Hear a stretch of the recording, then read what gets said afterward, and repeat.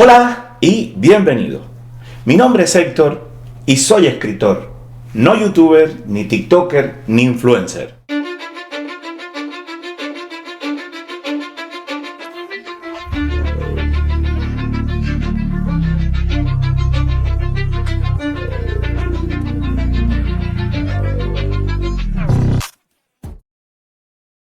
Una imposibilidad probable es preferible a una posibilidad improbable. Aristóteles, La Poética. Hola y bienvenido. Veía la serie Made que me recomendaron y tras los 2 capítulos iniciales me surgió una reflexión sobre la verosimilitud. Es un tema de actualidad en esta sociedad donde se habla tanto de la posverdad y muchos se creen los hechos en función de la emoción que le producen y no por la legitimidad que pueden tener. Es interesante hablar del por qué nos creemos las cosas. Empecemos por lo obvio.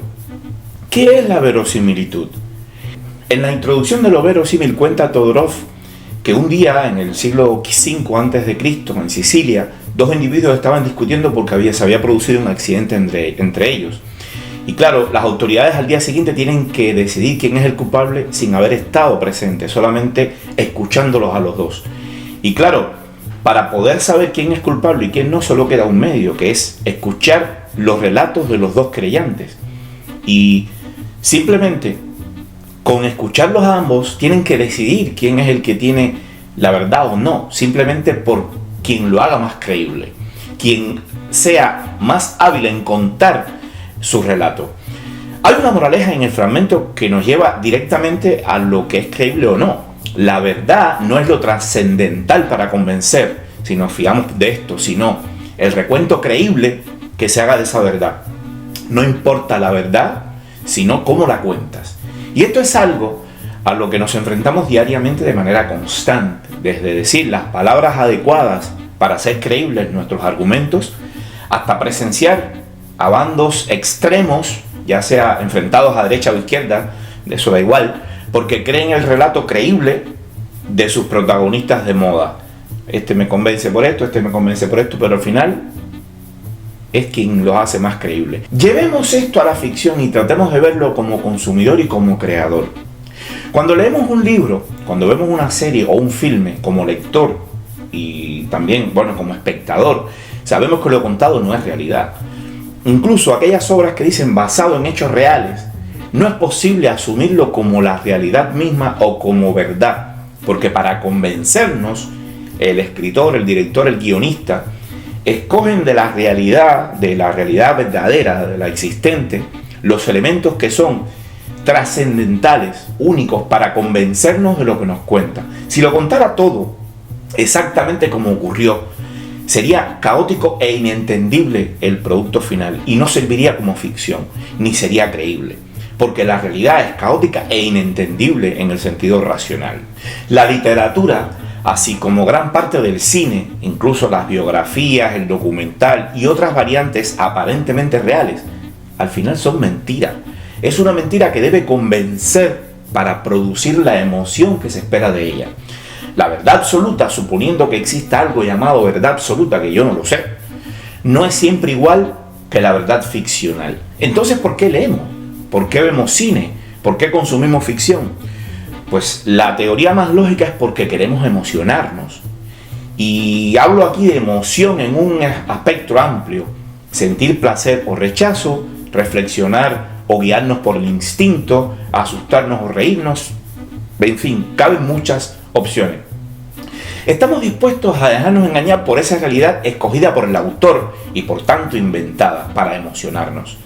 A ese pacto entre el consumidor que quiere dejarse engañar y el artista o escritor que crea la mentira con que nos engaña, la conocemos como el pacto ficcional, y Umberto Eco la describió con detalles muy bien especificados en 6 paseos por los bosques narrativos. Pero no nos perdamos en teoría.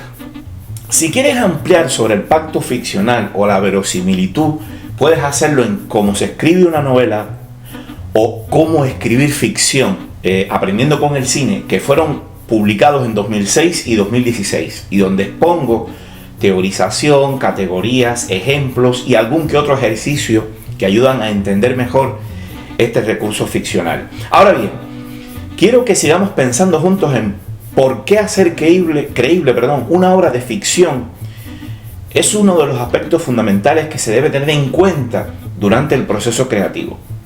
El reto, y te aseguro que es extraordinario, es aportar la mayor credibilidad al mundo que se inventa. Y no te creas que muchos teóricos de la ficción, incluso creadores, están de acuerdo con esto que relato sobre lo verosímil. El ejemplo que más se suele citar y que más se conoce es el de Alfred Hitchcock, el merecidamente reconocido como el maestro del suspense, quien en el libro El cine según Hitchcock de François Truffaut se rebelaba contra la verosimilitud en la ficción, llamando de forma despectiva a los que defienden la verosimilitud. Los llamaba nuestros amigos los verosímiles, o en otros casos nuestros amigos los verosimilistas, o también incluso nuestros amigos los lógicos. Para hacerlo aún más claro, dice Hitchcock en un momento de dicha entrevista libro, digo entrevista libro porque fueron 50 horas de entrevista en audio entre Truffaut y Hitchcock, en lo que los dos hablaron y que posteriormente Truffaut lo transcribió y realizó este libro que es fundamental para los que quieran aprender algunas cuestiones que tienen que ver con la ficción, con el cine, pero también le sirve para la literatura. Pedir a un hombre que cuenta historias que tome en consideración la verosimilitud me parece tan ridículo como pedir a un pintor figurativo que represente las cosas con exactitud. Un crítico que me habla de verosimilitud es un tipo sin imaginación. Ahora bien, como siempre en Hitchcock, nada es lo que parece. Si nos detenemos en sus criterios iniciales y lo analizamos de forma apresurada, podríamos citar hasta la saciedad que Hitchcock no tenía en cuenta la verosimilitud y aún así triunfó, y no estaríamos diciendo la verdad. En realidad, el director británico sí tenía en cuenta hacer creíbles sus filmes. Al entrar al detalle, al coger el bisturí para diseccionar su cine, podemos ser partícipes del ejemplo de manipulación constante al que nos somete el director británico en cada una de sus películas. Desde un asesinato a puñaladas en una ducha donde ni una sola vez el arma homicida toca la carne de la víctima, hasta el uso de información intrascendente, el llamado, el célebre MacGuffin, para crear una ansiedad ficticia en el espectador, sin dejar de mencionar el hecho absurdo de que se utilice un avión para asesinar a un solo hombre en medio de un campo abierto y desolado. Y al final, en todo el cine de Hitchcock, por contrario que haya sido contra ella, se vale el director de la verosimilitud para hacernos creer todas esas escenas. Y incluso en el propio libro, Truffaut lo reconoce. El acto de Hitchcock consiste precisamente en imponer esta arbitrariedad contra la cual se rebelan a veces los listos, que hablan entonces de inverosimilitud. Hitchcock dice con frecuencia que a él le importa muy poco la verosimilitud, pero de hecho es raramente inverosímil. Otra vez, si quieres saber con detalle cómo hacía Hitchcock para engañarnos, haciéndonos creer las mentiras que contaba, te remito de nuevo a Cómo escribir ficción aprendiendo con el cine. Bien, volvamos al inicio. ¿Por qué la serie Made me hizo reflexionar sobre este tema? Si conoces la serie, ya sabes que cuenta la historia de Alex, una joven madre de una niña de 2 años que debe trabajar como limpiadora de casas para poder subsistir y tener un techo donde vivir con su hija tras abandonar a su pareja. La serie tiene momentos memorables, diálogos muy bien trabajados en determinados momentos y personajes que de verdad que están muy bien caracterizados. Esto de forma general. Y si aún tienes dudas para verla, añado que es de esas historias que a medida que avanzas, mejor se pone y más convence. Sin embargo, en los 2 primeros capítulos de la serie, tiene 2 elementos que desde mi punto de vista afectan la verosimilitud y por lo tanto impiden que nos creamos del todo lo que sucede. Al menos en esos 2 capítulos, después mejora, porque es verdad, luego, salvo pequeños momentos, no vuelves a encontrar el mismo error. Y quiero referirme a estos 2 traspiés por lo bien que ejemplifican la equivocada concepción de la verosimilitud y que nos ayudan a evitarlos en nuestra novela, serie o película como creadores. Importante, voy a contar 2 aspectos de la serie que luego algunos podrían considerar como spoilers o destripes, aunque si lo analizamos bien, no cuento nada que afecte al final de la historia ni impida su disfrute, pero advertido lo dejo por si prefieres ver la serie antes de escuchar lo que voy a analizar. Algún detalle se me va a escapar, no lo puedo evitar. Bien, en el primer capítulo introducen a los personajes y lo hacen con recursos muy bien seleccionados y eficaces. La protagonista hace un recorrido por su ciudad tratando de resolver obstáculos que se le presentan, y a medida que sucede esa historia en presente, nos intercalan pequeñas escenas pasadas que vienen como recuerdos fugaces a su mente, evocaciones que nos ayudan a nosotros los espectadores a conocer algún personaje secundario que aparece en ese flash del pasado. Este recurso técnico lo usamos hace años en literatura. Es el llamado estilo indirecto libre, que permite emplear un narrador que ayuda a contar desde fuera del personaje, pero de cuando en cuando se acerca a él, y ya sea para mostrarnos su pensamiento o para que se contradice o apuntar a lo que está viviendo en ese momento, o también para contar muy cerca de él alguna cuestión. En la serie lo usan tan bien que probablemente aprendas más a usarlo en el cine viendo la serie que leyendo varios libros de ensayo sobre esa técnica. Hombre, siempre que ya conozcas el mecanismo interno que regula a esta técnica literaria o cinematográfica. Pero pasa algo contradictorio en la serie. Vamos allá. Para introducirnos en el conflicto de esta madre soltera, empiezan a encadenar adversidades a la protagonista. Maltratos machistas, probable madre bipolar, padre insensible a sus desgracias.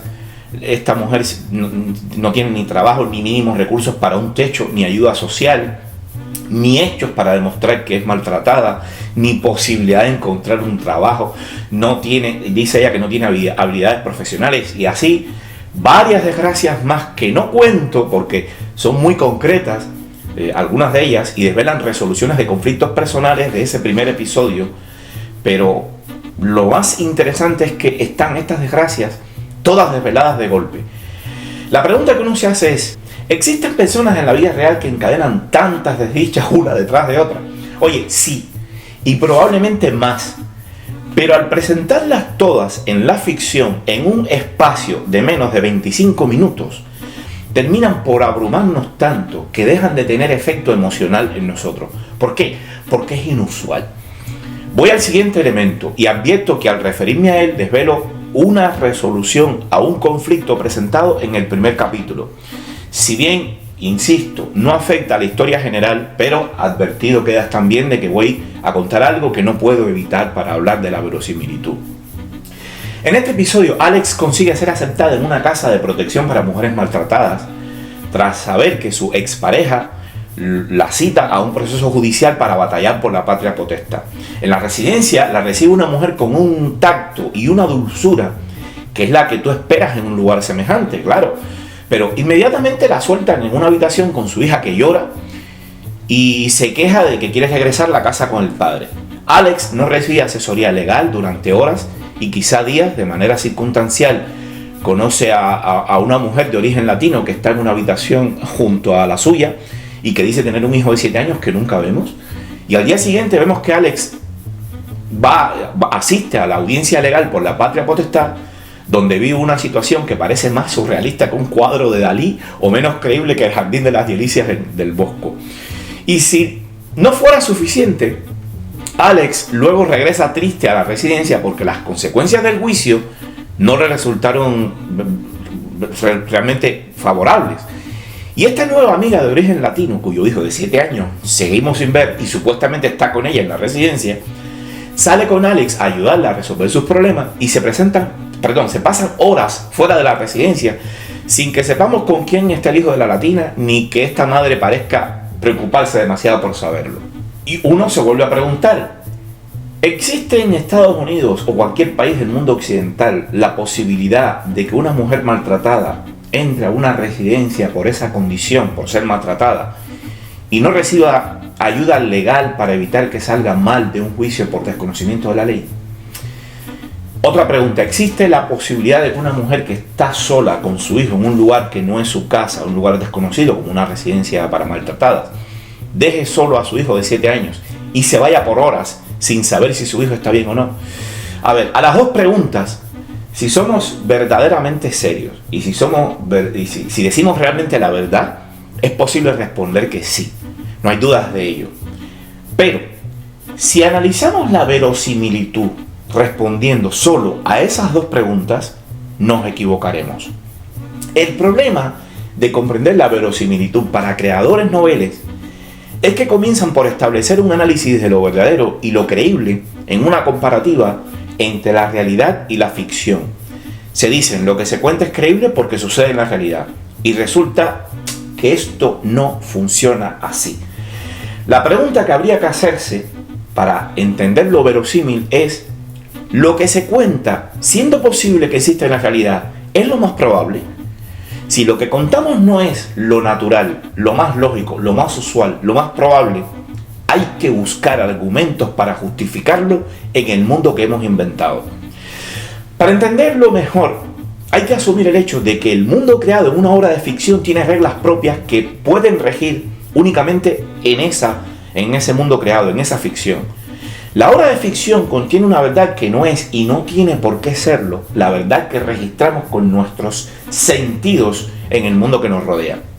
Si comienzo una historia contando que hace 1000 años los habitantes de la Luna declararon la guerra a los terrícolas y estamos en medio de una batalla por controlar las rutas espaciales, es poco probable que nos preocupe o nos preocupe muy poco si una terrícola deja o no a su hijo solo en una nave espacial que va camino a la base lunar. ¿Por qué? Porque desde el principio creamos unas reglas del pacto ficcional que el lector asume. Y si sigue leyendo o viendo la película, ha aceptado esas reglas y está dispuesto a creer todo lo que contemos dentro de esa realidad que hemos inventado.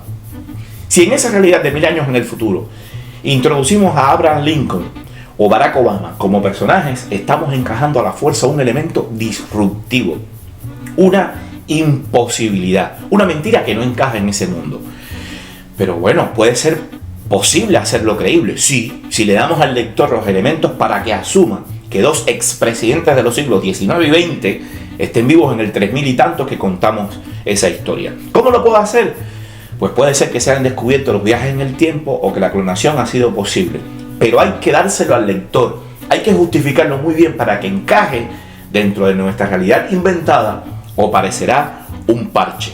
Os pongo un ejemplo de la vida, de la ficción, realmente no es de la vida real, pero que al final es tan real como verdadero, que lo entenderéis mejor.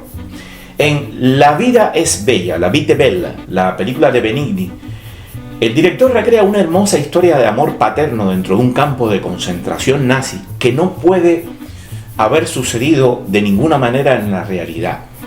Es improbable que un prisionero en esas circunstancias pudiera moverse con la soltura con la que lo hace el protagonista. Y sin embargo, en dicha película, ni una sola vez dudamos que eso pueda ser verdad o pueda ser mentira. ¿Por qué?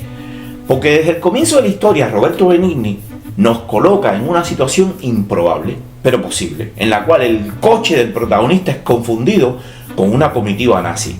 Y la solución humorística de esta escena crea las bases de la suspensión de la incredulidad que induce que como espectadores asumamos que casi cualquier hecho dentro de ese marco puede ser posible. Hace más cosas después, pero al final nos suspende la incredulidad.